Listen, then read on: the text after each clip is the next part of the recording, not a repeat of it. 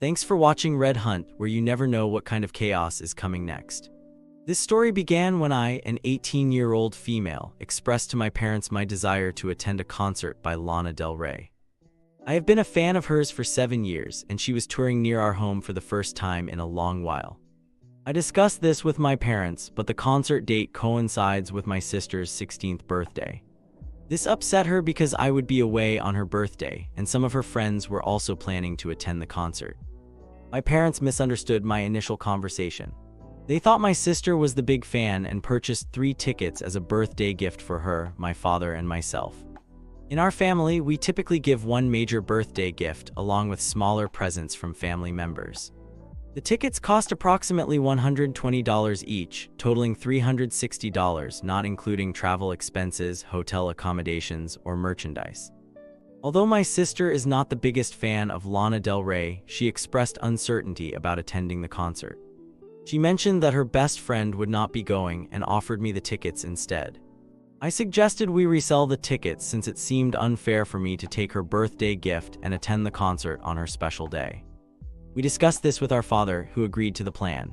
The situation became more complicated yesterday when my sister informed me that 2 of her friends, Charlotte and Liam, had lost their tickets. Charlotte could not afford to pay her friend for the ticket she was supposed to have, and Liam was no longer going with his girlfriend due to their breakup. My sister indicated that she wanted to give the tickets to these friends, with Charlotte unable to pay and Liam willing to pay about half. Initially, I agreed, but after reflecting on the situation and feeling upset that my sister would attend the concert I had longed to see, I decided to share my feelings with my parents and sister. I proposed a compromise. My sister could take one of her friends and I would keep the 3rd ticket to supervise them. My sister reacted negatively, insisting that I could not change my mind after having initially agreed to her plan. I understood her frustration, as she had promised tickets to her friends and now faced telling them no. I reminded her that the tickets were hers and that she could make her own decisions, but I asked her to consider my feelings as both her sister and a fan. My father supported my perspective, stating that one of the tickets was originally intended for me and that it made sense for my sister to spend her birthday with her sister. So, am I in the wrong for suggesting a compromise, even though the tickets were a gift for her birthday? Real quick though, it's a little low-key suspicious that your sister wants to give away those tickets for free after all that confusion. I mean, if they were meant for her birthday, it's kind of wild that she'd just hand them over to her friends like that. And honestly, your dad should have a say in how his money is spent too, right? It seems totally fair for you to ask her to consider sharing one of the tickets with you. After all, you've been a fan for years, and it's her birthday gift that's on the line. If she's not really interested in the concert, then why not let you enjoy it? It's not like you're demanding to take everything, you're just looking for a compromise. Plus, she'll still get to hang out with her friends. It just seems more fair to balance it all out. So yeah, you're definitely not the jerk here. Am I the jerk about my partner's driving?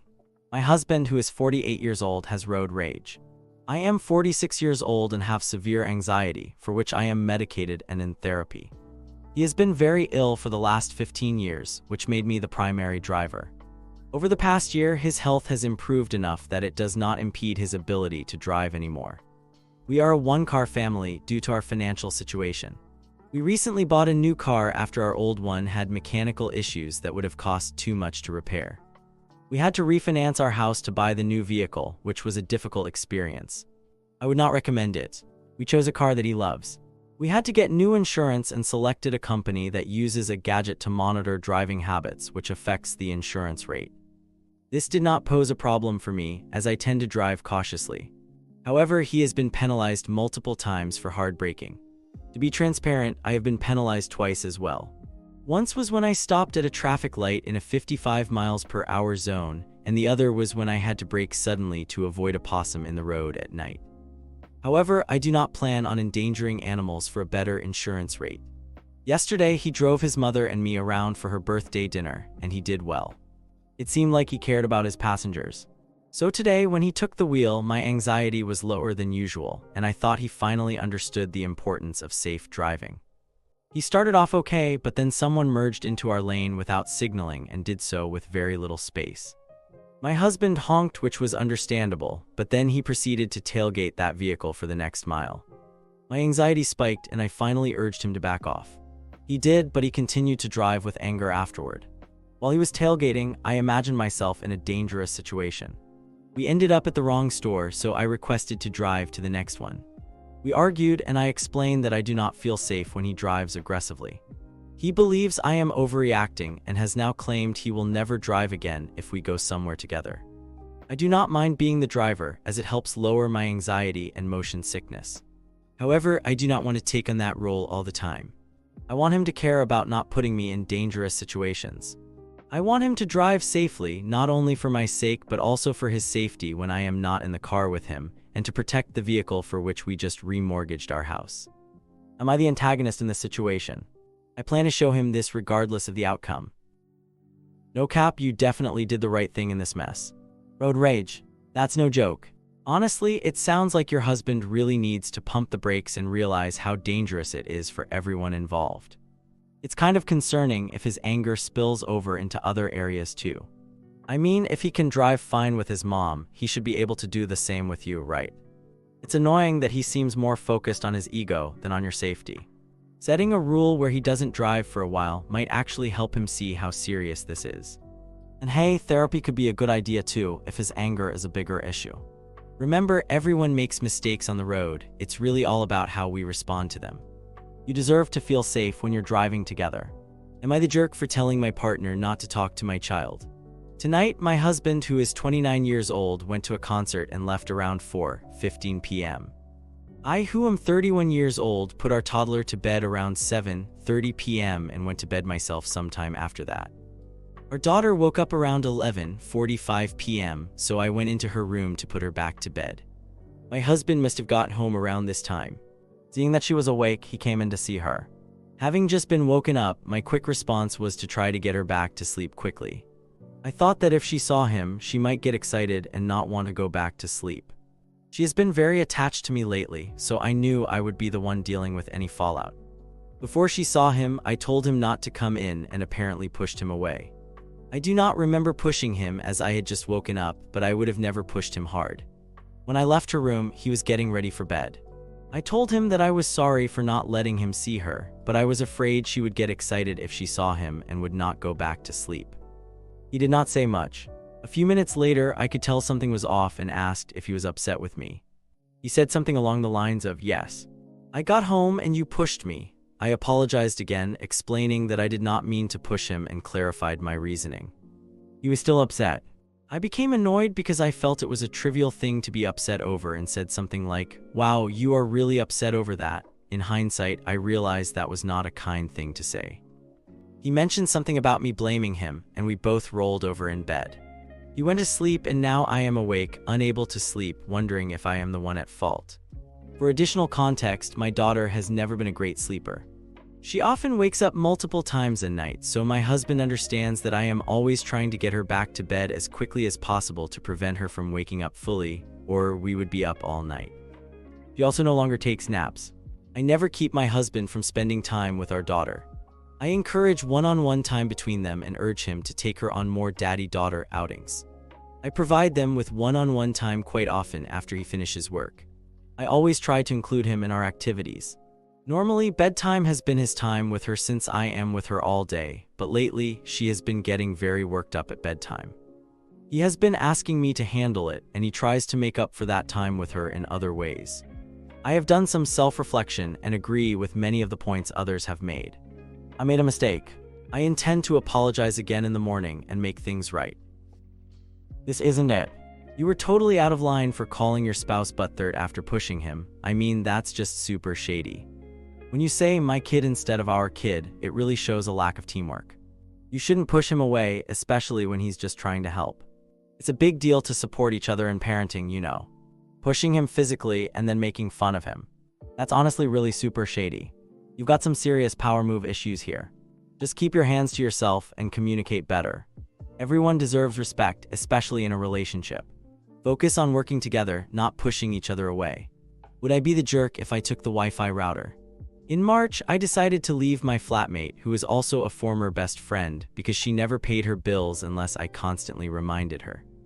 She often talked about me behind my back, frequently played the victim, and complained about every single friend she had. We simply were not compatible roommates. Currently, I am still listed as a tenant at the apartment, which means I pay rent for both my new place and the old one. I pay half of the electricity bill and half of the Wi-Fi bill, even though I do not live there. The electricity bill is mandatory. I still have to remind her to pay the electricity bill. Last month, she was late by a week, which forced me to call the utility company and delay the due date. Ironically, she went out clubbing on the same night she claimed she could not pay. Additionally, she did not pay the Wi-Fi bill while I was away in January and February. At that time, our friendship had not fully deteriorated. I also received a missed parcel in March, and she never informed me about it. Fortunately, I went to collect my mail and discovered the note before it was too late. On Saturday, I reminded her that the Wi-Fi bill is due on Wednesday. I sent her another reminder today through a payment request, but I received no response to either message. I recently learned that I could potentially cancel the entire contract since I have moved to an area that is not covered by the service provider. I do not use the Wi-Fi and have no need for it, yet I am paying each month for her to use it. The Wi-Fi service is entirely under my name and is not classified as a flat utility. Would I be in the wrong if I canceled the contract and took the router? I realized that I may have been too accommodating by paying half of the bill for her use of the Wi-Fi. Our friendship was always awkward. We were supposed to be best friends, but we did not truly know each other. I acknowledge that I am at fault for leaving without providing an explanation, but anything I send her gets shared with at least 2 other people for discussion. She would have to either live without Wi-Fi or find a new contract for the remaining 3 months of the tenancy. You did the right thing.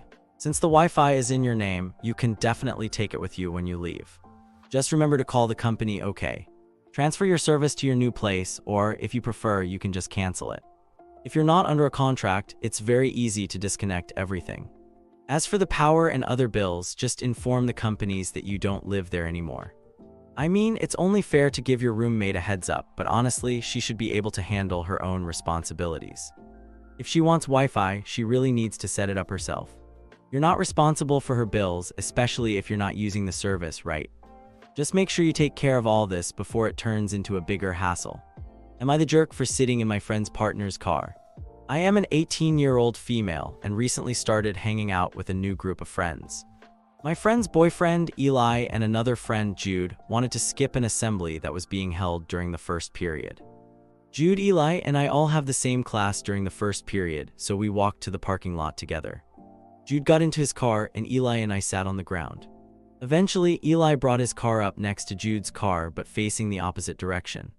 I asked Eli if I could get in, and he said yes. I got into the backseat behind the driver's seat with the window down, right across from Jude, who also had his window down. The 3 of us sat together for a little while until the assembly ended, and then we all went to the second period. During lunch, I was walking back out to the parking lot when I saw Eli pull up with his girlfriend and 2 of our other friends. His girlfriend got out of the car and told me, "I really didn't appreciate what you did this morning."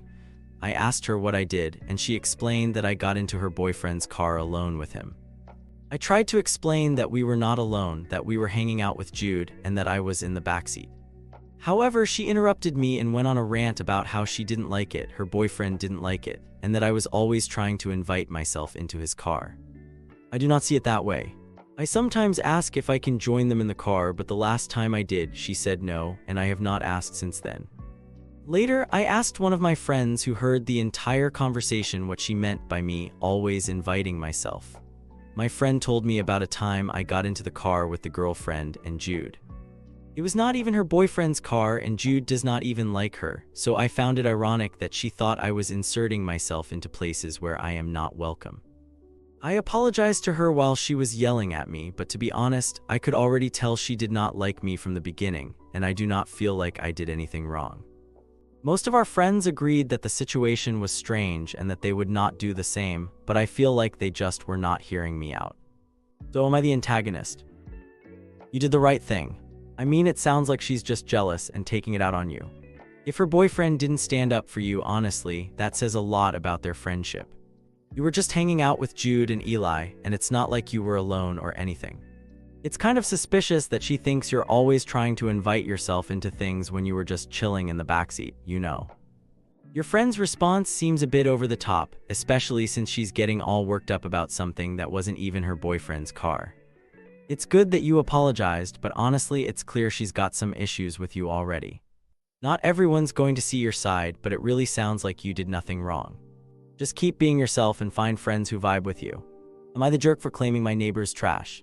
I am currently pregnant and may be more sensitive to this situation than I normally would be. Late yesterday evening, my husband went outside to put the garbage bins out for trash collection. While he was outside, he noticed that our neighbors were throwing out a ride-on tractor toy that had some upgraded parts he wanted to use for another project. He asked me if I had the neighbor's phone number because he wanted to ask if he could take it. However, it was 11 p.m. and I did not have their phone number. As a result, he decided to put the tractor in our garage and planned to ask them the next day. Fast forward to today, I was coming home from picking the children up from school when I opened the garage door. The neighbor's son happened to be standing nearby and saw the tractor. He did not say anything to me about it, and I was in a hurry to get my children inside for dinner, so I did not notice him see the tractor. About half an hour later, my husband came home from work and went outside to play with our children on the driveway. Suddenly, the neighbor came storming up the driveway, snatched the tractor out of our garage, threw it in the bed of his truck, and took his son to a dumpster down the road to show him throwing it away. While we are not friends with this neighbor, our children play together often, and we have never had a negative encounter with him before. This behavior was very unexpected. I am quite upset about this incident. Are we in the wrong for taking their trash? Would I be wrong to go to the dumpster and retrieve it? For additional context, my husband was home for a total of 30 minutes. He came inside, dropped off his things, changed out of his work clothes, and brought the children outside. He set them up with chalk and was about to ask the neighbor about the tractor, but he heard yelling from their house and did not want to interfere. He did not realize the yelling was about the tractor, so he was simply minding his own business. It was his full intent to ask as soon as he got home from work, but there was no opportunity to do so. I just wanted to clarify for those who believe he should have stopped by the neighbor's house the moment he got home. You did the right thing, you know. It's awesome to save useful stuff from the landfill. Once it's on the curb, it's fair game. I mean, it's pretty wild that he stormed into your garage to take it back. Maybe he was punishing his kid by throwing out a toy that the kid still wanted, but honestly, that doesn't make it right. If he had a reason, he should have just talked to you about it. Instead, he acted really bizarrely. It's such a bummer to think about the kid losing out on a toy like that. Honestly, it sounds like the dad might have some issues. It's definitely a shame for the kid, for sure. Thanks for watching. When you subscribe, make sure to hit the bell to turn on notifications so you never miss a video. To finish listening to all the stories, check out the playlist in the description.